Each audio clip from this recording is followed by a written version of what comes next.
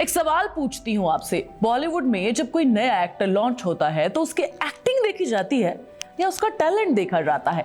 उसकी मेहनत देखी जाती है या नहीं देखी जाती? या उससे भी पहले देखा जाता है उसका सरनेम क्या है, वो कपूर है, बच्चन है, खान है या फिर देओल है?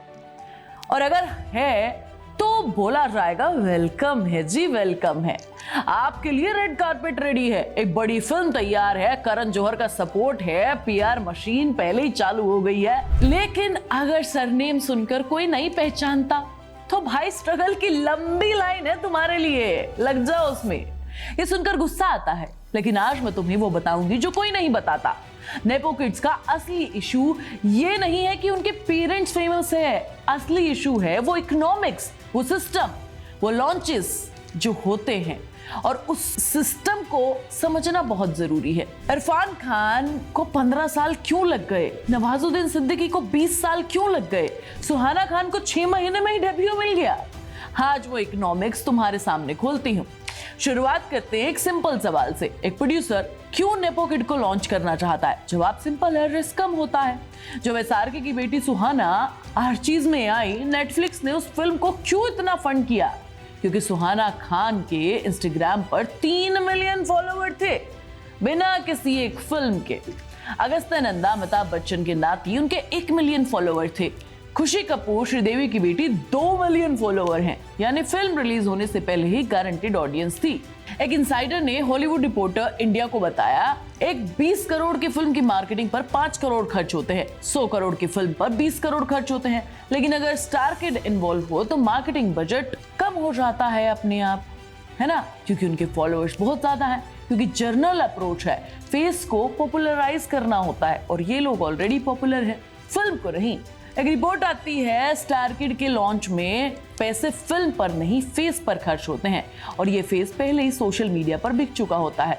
अब कंट्रास्ट देखो, नवाजुद्दीन सिद्दीकी आते कहां से हैं? मुजफ्फरनगर से आते हैं और एनएसडी से थिएटर किया है। 1999 में बॉलीवुड में आए, 2001 में सरफरोश में एक छोटा सा कैरेक्टर करते हैं, सिर्फ एक डायलॉग था। 2004 में ब्लैक फ्राइडे में एक छोटा सा रोल, 2009 में देवडी में, 2010 में पीपली लाइव में, यानी 11 साल छोटे छोटे रोल्स किए हैं। कोई लॉन्च नहीं मिला है, कोई पीआर नहीं मिला है, कोई इंस्टाग्राम कैंपेन नहीं मिला है।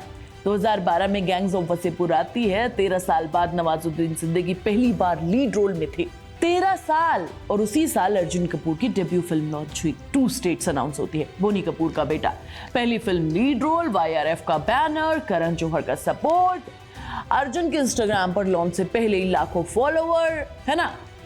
इनको 13 साल नहीं लगे भाई डेब्यू करने में, पर नवाजुद्दीन सिद्दीकी को लगे। यही फर्क होता है टैलेंट में और नेपो किड के सिस्टम में, या बॉलीवुड के सिस्टम में। पंकज त्रिपाठी की बात करते हैं, है ना? बिहार से आते हैं, FTII से एक्टिंग सीखी है, 2004 में बॉलीवुड आए, run, Omkara, gangs of Wasseypur छोटे छोटे रोल किए, 15 साल तक बैकग्राउंड में काम किया। 2017 में न्यूटन आई, जिसमें पंकज त्रिपाठी ने बहुत ही ग्रेट परफॉर्मेंस दी। इंडिया की ऑफिशियल ऑस्कर एंट्री होती है 15 साल एक आउटसाइडर के लिए, बिना किसी लॉन्च के। और अगस्त्य नंदा, अमिताभ बच्चन का नाती, उसकी डेब्यू फिल्म 21/2026 में रिलीज होती है, एक बड़े बैनर की फिल्म, बिग बी का साया था, लॉन्च इवेंट था, प्रेस कवरेज था। अगस्त्य की एज 23 साल, ऑलरेडी एक बढ़िया कैरेक्टर प्ले कर रहे थे। और सबसे इंपॉर्टेंट इकोनॉमिक्स समझो, एक सीनियर पीआर एग्जीक्यूटिव ने कहा, मेन स्टार किड लॉन्च का बड़ा फैन नहीं होता है। ज्यादातर बच्चों पर एक्सपेक्टेशंस का इतना प्रेशर डाल देते हैं कि वो फेलियर के लिए तैयार हो जाते हैं।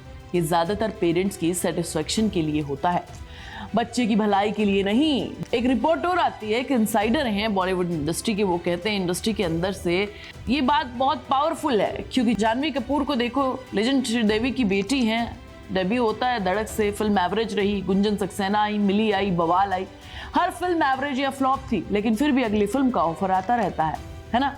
एक फ्लॉप के बाद इंडस्ट्री ने किसी आउटसाइडर को देखना बंद कर देते हैं यार, वो एग्जिस्ट ही नहीं करता है तुम्हारे लिए। लेकिन जानवी को 5 एवरेज फिल्म के बाद भी काम मिलता रहा है, और बढ़िया फिल्म और बढ़िया बैनर के तले। यही इकोनॉमिक्स है, यही सिस्टम है। ये बॉलीवुड में ना एक फॉर्मूला है कि भैया ट्राइड एंड टेस्टेड फॉर्मूला है, बच्चे एक्टिंग बुरी करें, कमेंट करें, कोई फर्क नहीं पड़ता है, पब्लिक एक्नॉलेज करेगा, परफॉर्मेंस ठीक नहीं थी, फिर एक्सटेंसिव पीआर होगी, फिर किसी फिल्म के लिए कह दिया जाएगा, रीडेब्यू कराया जाएगा उसका, और क्रिटिकली क्लेम किया जाएगा कि अरे ये तो नाम बन चुका है बड़ा। ये फॉर्मूला आउटसाइडर के लिए अवेलेबल ही नहीं है। और एक बात समझो, जोया अख्तर ने एक इंटरव्यू में कहा कि अगर मेरे पिता की नाई की दुकान होती तो वो रिटायर होते, तो क्या वो शॉप मुझे देते या शहर के बेस्ट बार्बर को, है ना। उन्हें लगता था जवाब ऑब्वियस है। पर प्रॉब्लम पता है क्या है, भले ही आपका बच्चा अच्छा काम कर रहा है नहीं कर रहा है, बॉलीवुड में ये सिस्टम बन चुका है। बॉलीवुड में यही होता है, जब हर बड़ी फिल्म स्टार किड को मिलती है तो नवाजुद्दीन सिद्दीकी जैसे के लोग 13-13 साल तक बैकग्राउंड में काम करते हैं। इरफान खान को हॉलीवुड जाना पड़ता है क्योंकि इंडिया में लीड रोल नहीं मिल रहे थे। पंकज त्रिपाठी को 15 साल का वेट करना पड़ता है।